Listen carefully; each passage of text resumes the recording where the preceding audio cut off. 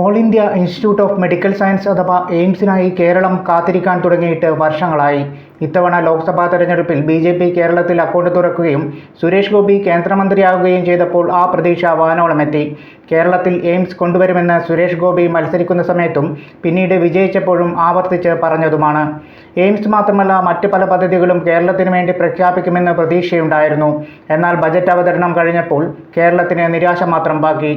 കേരളത്തിന് ഇത്തവണയും എയിംസ് നൽകിയില്ലല്ലോ എന്ന് മാധ്യമപ്രവർത്തകർ ചൂണ്ടിക്കാണിച്ചപ്പോൾ കേരളത്തിൽ എയിംസ് വന്നിരിക്കുമെന്ന ഉറപ്പാണ് കേന്ദ്രമന്ത്രി സുരേഷ് ഗോപി നൽകിയത്. എയിംസ് ലഭിക്കണമെങ്കിൽ സംസ്ഥാന സർക്കാർ കൃത്യമായി സ്ഥലം ഏറ്റെടുത്ത് നൽകേണ്ടതുണ്ടെന്നും അത് ചെയ്തിട്ടില്ലെന്നും സുരേഷ് ഗോപി കുറ്റപ്പെടുത്തി. കോഴിക്കോട് ജില്ലയിലെ കിനാലൂരിൽ 150 ഏക്കറോളം ഭൂമി സംസ്ഥാന സർക്കാർ ഏറ്റെടുത്തുവെന്ന് ചൂണ്ടിക്കാണിച്ചപ്പോൾ അത് പര്യാപ്തമല്ലെന്നായിരുന്നു അദ്ദേഹം പറഞ്ഞ മറുപടി. സംസ്ഥാന സർക്കാരുകൾ നിർദ്ദേശിക്കുകയും ഏറ്റെടുക്കുകയും ചെയ്യുന്ന സ്ഥലത്താണ് എയിംസ് നിർമ്മിക്കുക.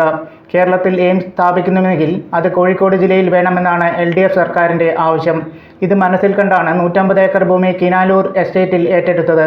എന്നാൽ കേന്ദ്ര സർക്കാരിനോ BJP നേതൃത്വത്തിനോ കോഴിക്കോട് സ്ഥാപിക്കുന്നതിന് താൽപ്പര്യമില്ലെന്നാണ് അറിയാൻ കഴിയുന്നത്.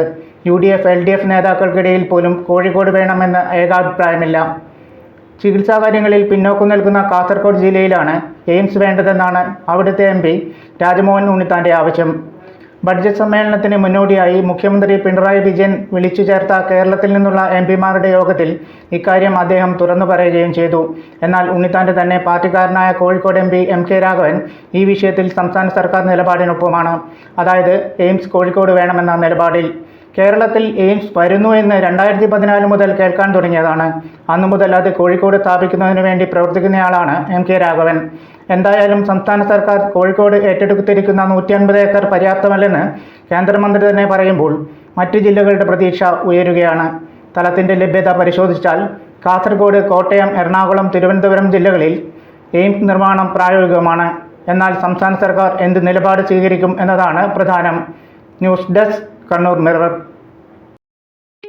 ഏറ്റവും കുറഞ്ഞ ഫീസിൽ മികച്ച പ്ലേസ്മെന്റ് റെക്കോർഡോടുകൂടി കണ്ണൂരിലെ number 1 aviation college AWIN academy. University ഡിഗ്രിയോടൊപ്പം ഏവിയേഷൻ, ടൂറിസം, ഹോസ്പിറ്റാലിറ്റി, ലോജിസ്റ്റിക്സ് ഡിപ്ലോമകൾ. AWIN academy. College of management studies, Suhara RK, Arattu road, Kannur. Phone 8138034433.